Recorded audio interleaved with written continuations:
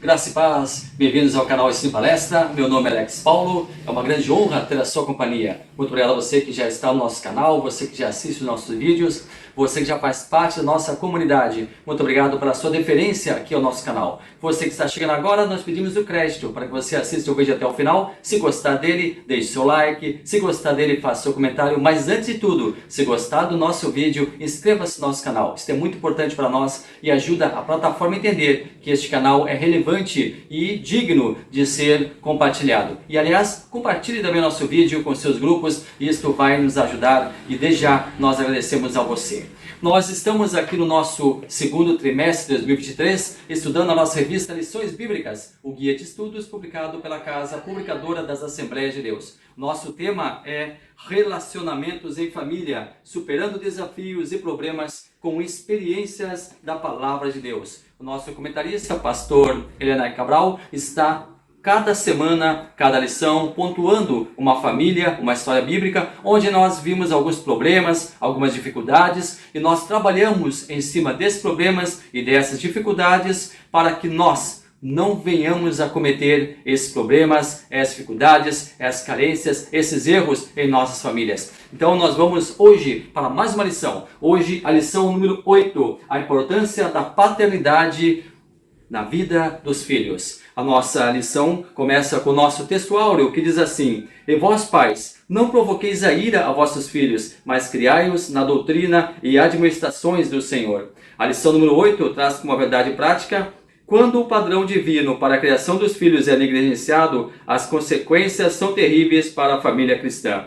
A nossa leitura bíblica em classe encontra-se no livro de 1 Samuel, capítulo 2, versículos 12 ao 17 e ainda no versículo 22. Depois, capítulo 8, versículos 1 ao 3. Eu vou ler com você. Eram, porém, os filhos de Eli, filhos de Belial. Não conheciam ao Senhor, porquanto o costume daqueles sacerdotes com o povo era que, oferecendo alguém algum sacrifício, estando-se cozendo a carne, vinha o moço do sacerdote com um garfo de 3 dentes em sua mão. Enfiava-o na caldeira, ou na panela, ou no caldeirão, ou na marmita. E tudo quanto o garfo tirava, o sacerdote tomava para si. Assim faziam a todo Israel que ia ali a Siló. Também antes de queimarem a gordura, vinha o moço do sacerdote e dizia ao homem que sacrificava: Dá-me essa carne para assar ao sacerdote, porque não receberá de ti carne cozida, mas crua. E dizendo-lhe o homem: Queima-se primeiro a gordura de hoje, e depois toma para ti quanto desejar a tua alma. Então ele lhe dizia: Não, agora o hás de dar, e senão, por força a tomarei. Era, porém, muito grande o pecado destes moços perante o Senhor, porquanto os homens desprezavam a oferta do Senhor. Era, porém, Eli já muito velho e ouvia tudo quanto seus filhos faziam a todo Israel, e de como se deitavam com as mulheres que em bandos se ajuntavam à porta da tenda da congregação. E sucedeu que, tendo Samuel envelhecido, constituiu a seus filhos por juízes sobre Israel. E o nome do seu filho primogênito era Joel, e o nome do seu segundo Abia, e foram juízes em Berseba. Porém, seus filhos não andaram pelo caminho dele, antes se inclinaram à avareza e aceitaram suborno e perverteram o direito. Nós hoje vamos trabalhar aqui com você no nosso vídeo a lição número 8, a importância da paternidade na vida dos filhos. Nós vamos lembrar para você que o pano de fundo, você sabe que nesse trimestre, cada história, cada lição tem por trás de si uma história bíblica, personagens bíblicos, seus erros, seus fracassos, seus problemas, seus dilemas, também seus acertos. E nós vamos detalhar essas histórias aqui e dessas histórias subtrair excelentes conselhos, excelentes conhecimentos, excelentes técnicas para que nós possamos, não repetindo esses erros, não acumulando esses erros em nossas vidas, fazermos o nosso dia a dia melhor, fazendo convívio com a nossa família melhor, mais salutar. Porque o sábio, ele aprende com os erros dos outros. Então, nós estamos sendo convidados a praticar a sabedoria nesse trimestre. Pastor Elianai Cabral está nos pontuando aqui histórias recheadas de problemas, dilemas, e nós, aprendendo com eles, nós vamos tentar, pelo menos isso, já é um bom começo, tentar não repetir esses erros para também não fracassarmos como muitos de nossos antepassados fizeram. Homens de Deus, mulheres de Deus, fizeram o melhor de si, deram o melhor de si, mas em muitos casos erraram e erraram solenemente. E nós vamos aprender com seus erros e não cometê-los novamente. Pois bem, nesta lição nós vamos trabalhar com a paternidade e ela está espelhada na vida de Eli e seus 2 filhos e também na vida de Samuel e seus 2 filhos. Nós sabemos que Eli e Samuel foram os 2 últimos juízes ali em Israel. Samuel, na verdade, ele encerra o ciclo de juízes. Ele encerra o governo teocrático, onde Deus era o governante, e inaugura o ciclo da monarquia, quando o povo pede para si um Deus. Aliás, por que o povo pede para si um Deus? Nós vamos analisar isso aqui e você vai ver que tem a ver com a vida dos 2 filhos de Samuel. Bom, qual o significado dos nomes Eli? Eli é Jeová é o meu Deus. E Samuel, dentre alguns significados que tem o nome, um deles é aquele a quem Deus ouviu. Nosso primeiro tópico, a paternidade dentro da família, ele traz 3 subtópicos. A primeira, a família, a falta de autoridade no lar e os problemas de uma paternidade ausente. A família foi criada por Deus. A primeira família, ali no Éden, Adão e Eva. Adão e Eva foram os precursores da família. Ali a família foi inaugurada pelo Criador. Adão e Eva são 2 personagens que existiram, reais, não é alegoria, não é história, não é conto. Foram criados, originados, eram pessoas naturais. Também tiveram seus filhos, também tiveram a sua família e nós conhecemos toda a história e aqui nós não vamos nos deter muito na primeira família, mas devemos pontuar que a primeira família nasceu ali no Éden e foi inaugurada pelo próprio Deus. Agora nós entramos aqui na história de Eli. A repreensão de Eli através de Samuel. Quando o Senhor chamou Samuel pela primeira vez para revelar a ele a sua vontade, o assunto foi justamente a família de Eli. Agora, tente imaginar o quanto Samuel ficou inquieto com aquela situação. O Senhor, através dele, estava dando o seu veredito sobre a família de Eli. Já havia mandado um recado para Eli. Eli não havia feito as correções necessárias que deveriam ter sido feitas. Agora seria dado um recado muito duro para o velho sacerdote. Samuel, por sua vez, estava na sua tenra idade. Era muito jovem, inexperiente, tão inexperiente que nem sequer conhecia a voz de Deus. Nem sequer conhecia o Deus que o chamava. Somente após ouvir a instrução de Eli, ele atende à voz que estava lhe chamando. Uma vez que, nas vezes anteriores, ele pensava que era Eli quem estava chamando ele. E Eli então entende que Deus estava chamando Samuel. Eli sabia que Samuel não estava sonhando, não estava ouvindo vozes. Na verdade, ele ouvira sim uma voz. E o velho sacerdote Eli sabia que aquela voz era do próprio Deus, que estava requisitando o rapaz para falar com ele. Então Eli ensina a Samuel como lidar com aquela situação. Então, lá em 1 Samuel, capítulo 3, versículo 9, Eli dá a instrução a Samuel. Vai-te, deita e quando a voz chamar, fala assim, diz bem assim Samuel, fala porque o teu servo ouve. E Samuel foi lá e quando ouviu a voz novamente, ele falou exatamente essas palavras, fala porque o teu servo ouve. Mas o que Eli não sabia é que ele e a sua família eram assunto da mensagem de Deus a Samuel. E Deus falou de uma forma muito forte contra a casa de Eli. Para o jovem Samuel, que posteriormente ouviria muitas vezes a voz de Deus na sua vida, essa primeira experiência foi algo inesquecível, forte. Até porque a palavra era dura. E como ele entregaria esse recado para Eli? Como Eli receberia essa informação? Porque Eli recebeu Samuel ali com muito carinho, ele era o seu guardião, ele era o seu protetor, ele era o seu professor. E aqui eu trago uma aplicação pessoal.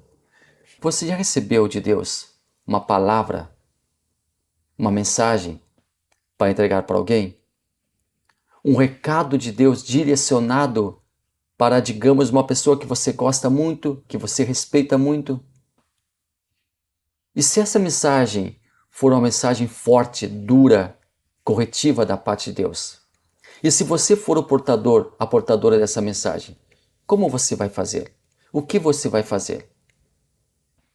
Uma dica: não deixe de falar o que Deus manda. Não deixe de falar o que Deus ordena. Caso contrário, Ele, o Senhor, vai requerer de você.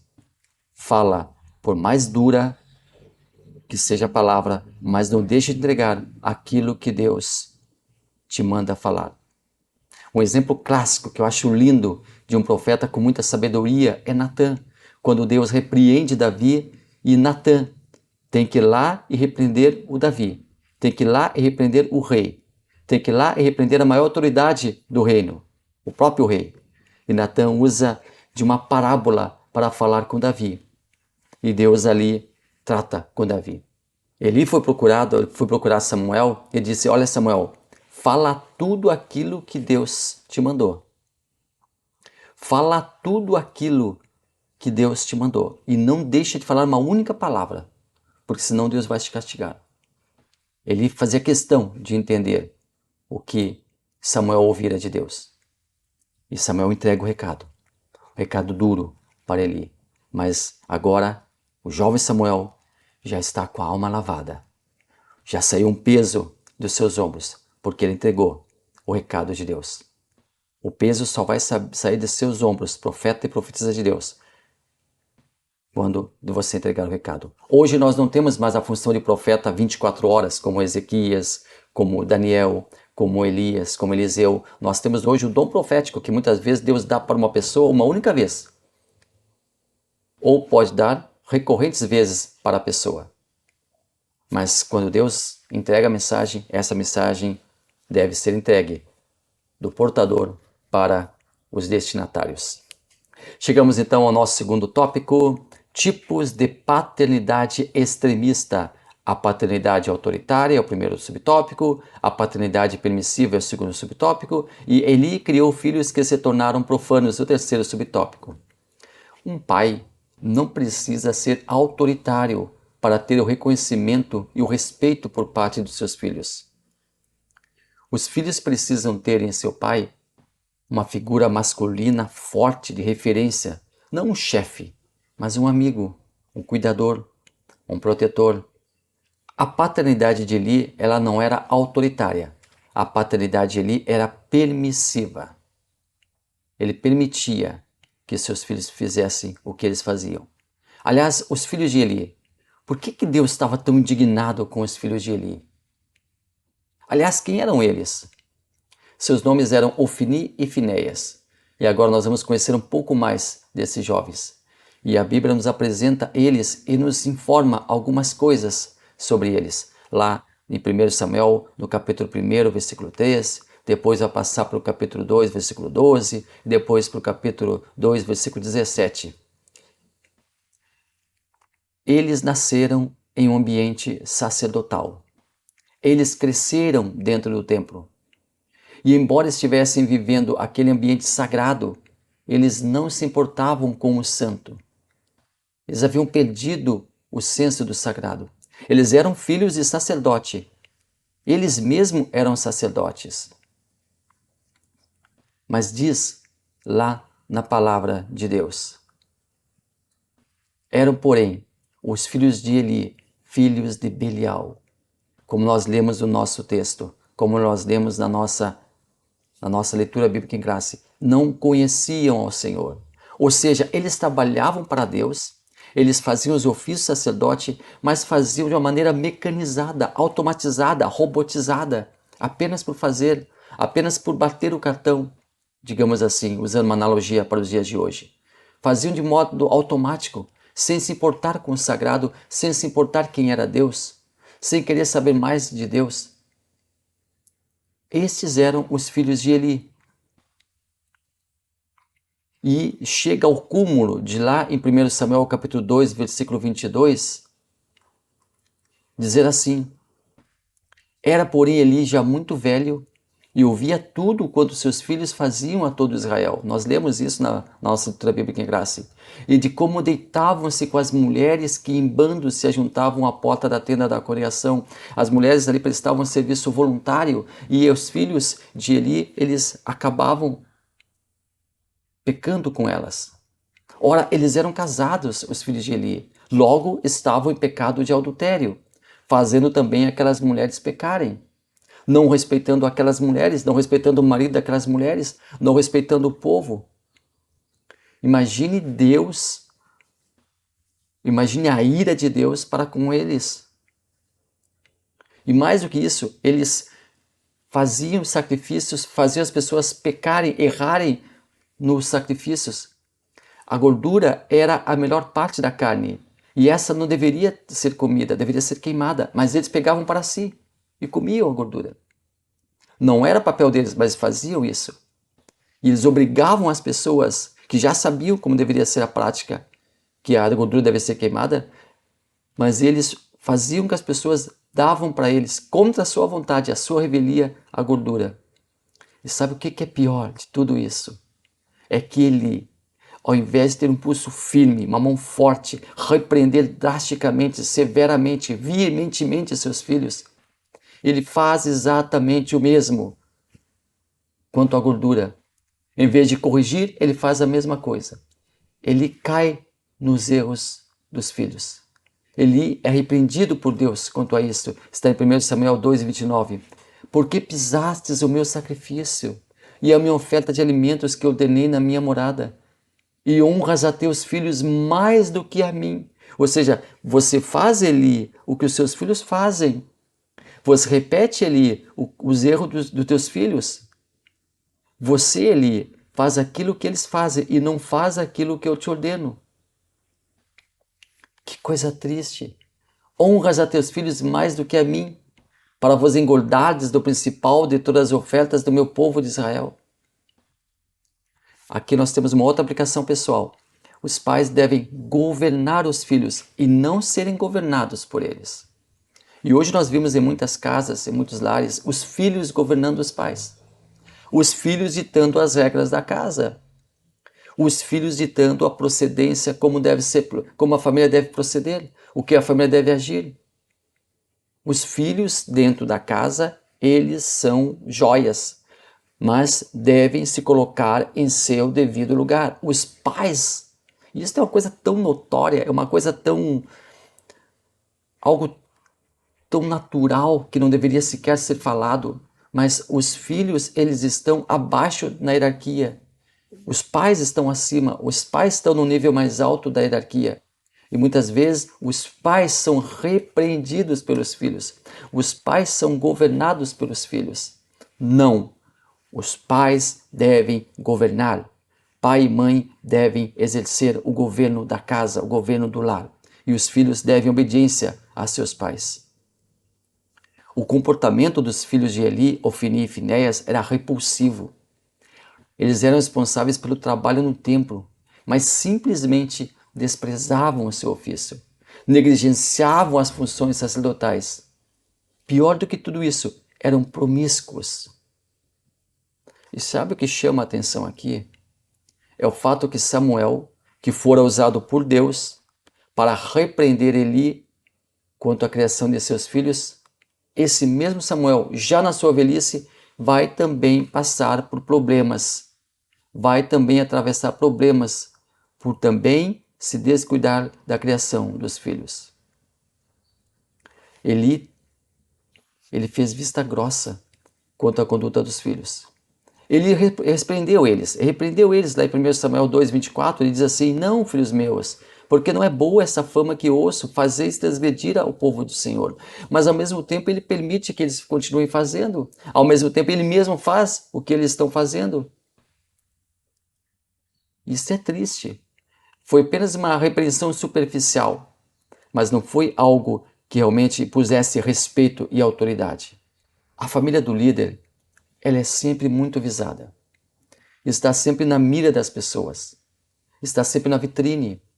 Os filhos do encarregado de comunicação, por exemplo, são sempre reparados, analisados e por vezes criticados. É imperioso entender que os filhos querem ser como as outras crianças. Os jovens querem ser como os outros jovens. Os adolescentes, filhos de encarregados, querem ser como os outros adolescentes, querem interagir com as pessoas, querem firmar amizades, querem estreitar relacionamentos, sem ter sobre si esse peso de serem filhos do líder e carregar um carimbo de filho do encarregado, filho do pastor, filho do líder. É claro que o exemplo do líder, junto à comunidade, é de vital importância e se reveste de uma grande relevância, pois, como Paulo vaticinou em sua carta a Timóteo, é importante que o obreiro governe bem a sua casa, governe bem a sua família. Ora, se não tem o controle da família, se não tem o controle do lar, se não tem o gerenciamento da família, o que esperar de um líder desses? Seu pastoreio não será próspero. Seu pastoreio não será equilibrado. Ele vivia esse dilema, uma vez que seus filhos eram pessoas estranhas a Deus. Como assim? Eu explico. Estavam servindo na casa de Deus, assistindo Eli nas tarefas sacerdotais. Eram levitas na casa do Senhor, porém o seu coração não estava no sagrado. Não se importavam com as rígidas regras que regiam aquele serviço. Estavam completamente alheios a tudo aquilo ali. Resumindo, Eli foi pouco eficaz na repreensão aos seus filhos. Eles não prestaram atenção ao que ele dizia. O velho pai já não tinha força suficiente para fazer com que seus filhos parassem com o erro.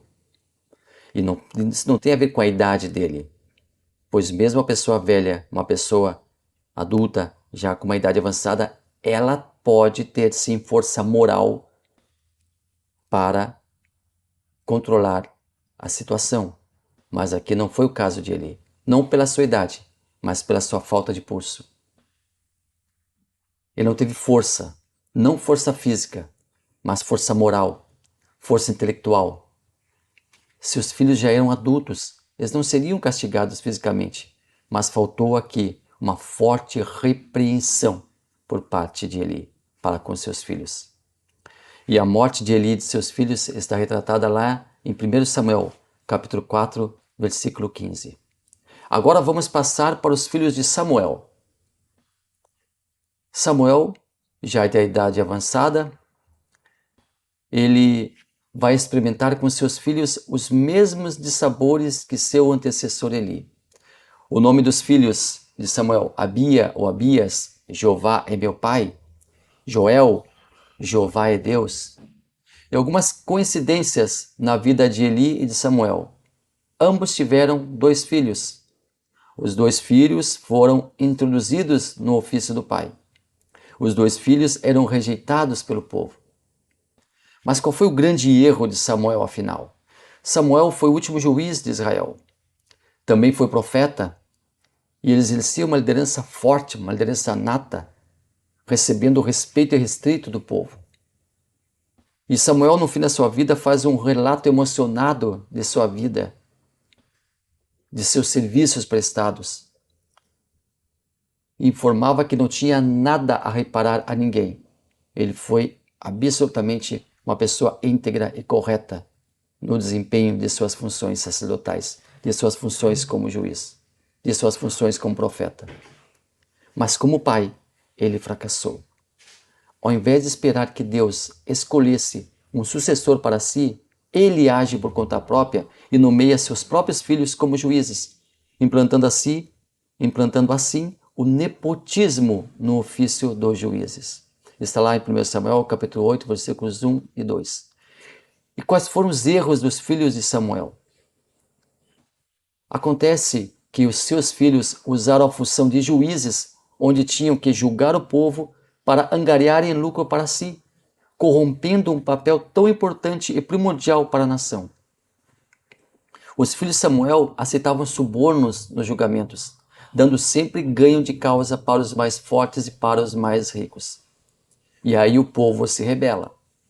O povo pediu que Samuel determinasse um rei sobre si. O povo não estava satisfeito e queria a mudança do regime de governo. O exemplo dos filhos de Eli deixou traumas no povo e eles não queriam que o mesmo problema voltasse a acontecer com os filhos de Samuel. Alguns historiadores se debruçam sobre o pedido do povo para ter um rei e tentam elucidar o que estava por trás de tal pedido.